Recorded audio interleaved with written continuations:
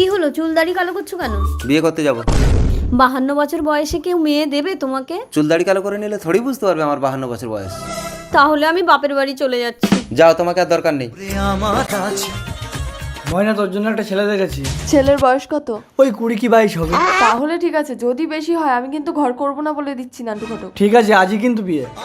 কি গো, আমি কিন্তু সত্যি সত্যি চলে যাচ্ছি। আচ্ছা, একটা কথা তুমি কতবার বলবে বলো তো? যাও না। আমাকে আনতে গেলেও কিন্তু আসবো না। দরকার নেই, আমি নতুন বউ নিয়ে ঘর করব। আর নতুন বউ এসে যদি দেখে তোমার চুল দাড়ি পাকা, তাহলে কিন্তু মুখে মুতে দিয়ে পালাবে। জানতেই দেবো না, আমি প্রতিদিন ভোরে ভোরে উঠে কালো করে নেবো। আর যদিও রাতে দেখে নেয়। এই যাও তো যাও, সবসময় অমঙ্গলে কথা বলে। আর তোমার চুলদারি কালো করতে করতে লগ্ন তো পেরিয়ে গেল, তাড়াতাড়ি চলো। কেউ আমাকে দেখে বলবে আমার 52 বছর বয়স? ভালো করে কালো করেছো তো, আমি কিন্তু বলেছি বয়স 20 কি 22। আরে 12-13 বললে আর ভালো হতো।